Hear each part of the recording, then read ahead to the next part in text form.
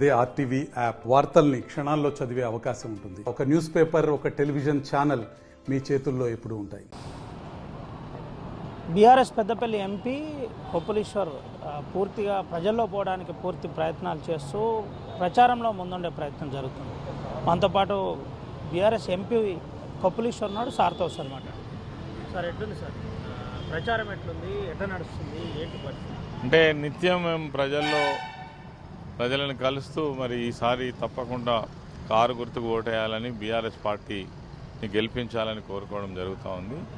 తప్పకుండా ప్రజల నుంచి సానుకూలమైన స్పందన కనబడుతూ ఉంది. ఎందుకంటే ప్రభుత్వం మారి 4 నెలలు కావస్తూ ఉంది. ఈ 4 నెలల పాలనలో ఇప్పుడు ఉన్నటువంటి ప్రభుత్వం కానీ, ముఖ్యమంత్రి కానీ, వాళ్ళు తీసుకుంటున్నటువంటి నిర్ణయాలు కానీ, వాళ్ళు మాట్లాడుతున్నటువంటి మాటలు కానీ, ఈ మొన్న ఎన్నికల్లో వాళ్ళు ఇచ్చినటువంటి వాగ్దానాలను నెరవేర్చడంలో ఘోరంగా విఫలం అవ్వడం కానీ, ఇవన్నీ కూడా కలిసి వచ్చే అంశాలుగా మనం చూస్తూ ఉన్నాం.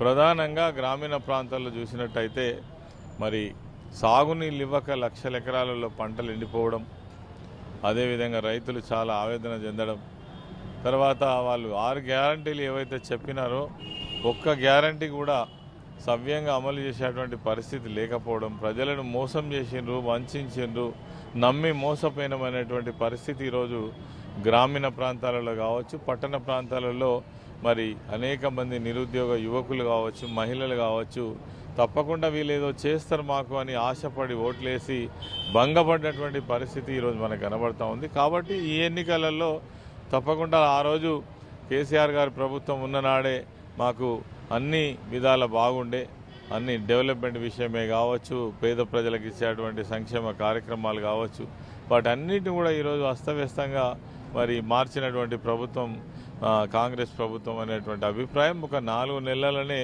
మరి ఇంత ఘోరంగా విఫలమైనటువంటి ప్రభుత్వాన్ని మనం చూస్తున్నాం. ఇది మాకు కలిసి వచ్చే అంశం. తప్పకుండా ఈ ఎన్నికలలో ఈ రివోల్ట్ తప్పకుండా ఉంది. చాలా సర్వే రిపోర్ట్స్ చూస్తే కాంగ్రెస్ పార్టీకి ఓటు వేయడానికి ఎవరు సుముఖంగా లేరు. అందుకే మాకు బ్రహ్మాండమైన మెజార్టీతో పెద్దపల్లి నియోజకవర్గంలో మేము విజయం సాధిస్తామని భావిస్తున్నాం. ఒక్క పెద్దపల్లి నియోజకవర్గమే కాదు, రాష్ట్ర వ్యాప్తంగా ఇవన్నీ పరిస్థితులు అంతటా ఉన్నాయి. అంతటా కూడా ఈ ప్రజల యొక్క సంసిద్ధత ఇదే విధంగా ఉన్నట్టయితే అనూహ్యమైనటువంటి రిజల్ట్స్ కూడా బీఆర్ఎస్ పార్టీకి వచ్చేటువంటి అవకాశం ఉంది. దానికి తోడు మా అధినేత కేసీఆర్ గారు కూడా ప్రజలను వాస్తవ విషయాల పట్ల చైతన్యం చేయడం కోసం వారు కూడా టూర్లు నిర్వహిస్తూ ఉన్నారు. పబ్లిక్ మీటింగ్స్ ద్వారా ప్రజలను అడ్రస్ చేస్తూ ఉన్నారు. ఈరోజు సాయంత్రం కూడా వారి యొక్క ప్రెస్ మీట్ ద్వారా అనేక విషయాలు చెప్పబోతున్నారు. అదేవిధంగా బస్ యాత్ర కూడా నిర్వహించబోతాం. ఇవన్నీ కూడా మాకు కలిసి వచ్చే అంశాలుగా మేము భావిస్తున్నాం. తప్పకుండా మరి ముఖ్యంగా కార్మిక వర్గం మా పక్షాన నిలబడుతుంది సార్. అంటే సింగరేణి ప్రాంతంలో మీరు నేరుగా తిరుగుతుండ్రు, నేను సింగరేణి బిడ్డను, గతంలో మీకోసం పనిచేసిన వ్యక్తిని అని చెబుతున్న పరిస్థితి ఎట్లుంది సార్ రెస్పాన్స్? డెఫినెట్గా, ఎందుకంటే నన్ను ఓన్ చేసుకుంటారు మా సోదరులు. ఎక్కడికి పోయినా కానీ 26 సంవత్సరాల పాటు సింగరేణిలో గని కార్మికుడిగా పనిచేసినటువంటి అనుభవం కావచ్చు, ఒక సింగరేణి సంస్థలో ఉన్నటువంటి అనేక ట్రేడ్ యూనియన్లలో పనిచేసి కార్మికులకు సేవలు అందించినటువంటి విషయాలు కావచ్చు. అదేవిధంగా మా మొత్తం ఫ్యామిలీనే సింగరేణి కుటుంబం. మా ఫాదర్ వనింగ్ లైన్ కోల్కట్టర్, నాకంటే 2 పెద్దోళ్ళు, నాకంటే 2 చిన్నోళ్ళు, మా మేనమామలు, మొత్తం కుటుంబమే సింగరేణి కుటుంబం. కాబట్టి మేము పుట్టి పెరిగింది కూడా గోదావరి కని ప్రాంతం. మరి ఆ సింగరేణిలో తప్పకుండా ఆ మంచి పేరు, ఆ ఆదరణ నాకు లభిస్తూ ఉన్నది. తప్పకుండా సింగరేణి కార్మికులతో పాటు రామగుండం ప్రాంతంలో ఉన్నటువంటి ఎన్టీపీసీ కావచ్చు, ఆర్ఎఫ్సిఐలు కావచ్చు, పెద్దపల్లి ప్రాంతం కావచ్చు, అన్నీ కూడా మాకు కలిసి వచ్చే అంశాలుగా భావించవచ్చు. కొప్పులీశ్వర్ మంత్రిగా ఉన్నప్పుడు ఎవరిని పట్టించుకోలేదు, ఇప్పుడు నేరుగా గడప గడప తిరిగే ప్రయత్నం చేస్తున్నారు. ఎందుకు ఓటేయాలి అని కొంతమంది కాంగ్రెస్ పార్టీ నాయకులు మీపై ఆరోపణలు చేస్తారు. ఎవరు అంటలేరు, నీ లీడర్లు అంటారు కావచ్చు, కానీ మంత్రిగా ఉన్నప్పుడు కొప్పులీశ్వర్ పట్టించుకున్నంత ఎవరు పట్టించుకోలేదు. దాదాపుగా ఒక పడుకునే సమయం తప్ప మిగిలిన సమయం అంతా కూడా ప్రజల కోసం వెచ్చించడం, నాకు ఇచ్చినటువంటి సంక్షేమ శాఖను బ్రహ్మాండంగా నిర్వహించుకొని వేల మందికి, లక్షల మందికి జీవితాలు ఇచ్చేటువంటి ప్రయత్నం చేసినాం. అది కేవలం ఆరోపణ తప్ప వాళ్ళకి తెలియదు. మా సేవ, మేము చేసినటువంటి ఆ పని విధానం ఏదైతే ఉందో వాళ్ళకి తెలియదు. వాళ్ళ పద్ధతులు మాకు చెప్తున్నారు. కాబట్టి దాన్ని ప్రజలు ఎవరు నమ్మరు. ప్రజలు ఖచ్చితంగా మంచి రిసీవింగ్ ఉంది. వాళ్ళ ఆరోపణలు సత్యదూరం. వాళ్ళకు ఆరోపణలు చేయడం తప్ప నిజ జీవితం తెలియదు. మేము నిజ జీవితంలో ఉన్నవాళ్ళం, నిజంగా ప్రజల్లో మెదిలిన వాళ్ళం. నన్ను ఎవరైనా అంటారా? ఈ మాట అంటే ఎవరైనా ఒప్పుకుంటారా? ఎవరు కూడా ఒప్పుకోరు.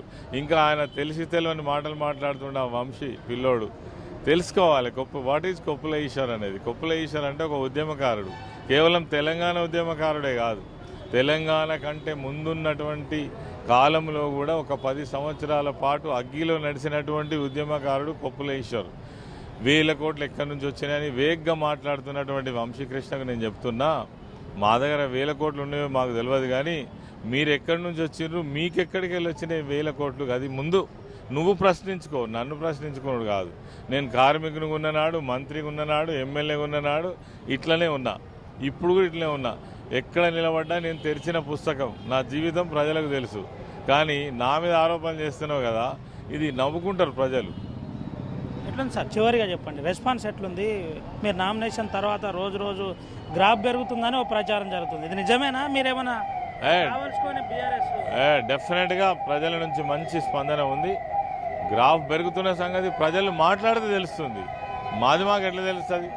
ఎక్కడికి పోయినా ఈశ్వరన్న నువ్వు గెలుస్తావు అని అంటేనే మాకు ప్రజల నుంచి ఆ స్పందన తెలుస్తుంది. కాబట్టి తప్పకుండా మంచి రిజల్ట్సే వస్తాయి.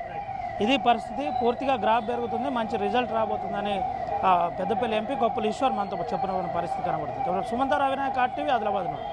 మరిన్ని వీడియోస్ కోసం ఛానల్ ని సబ్స్క్రైబ్ చేయండి, లేటెస్ట్ అప్డేట్స్ కోసం వాట్సాప్ ఛానల్ ని ఫాలో చేయండి, అండ్ లింక్ డిస్క్రిప్షన్ లో ఉంది.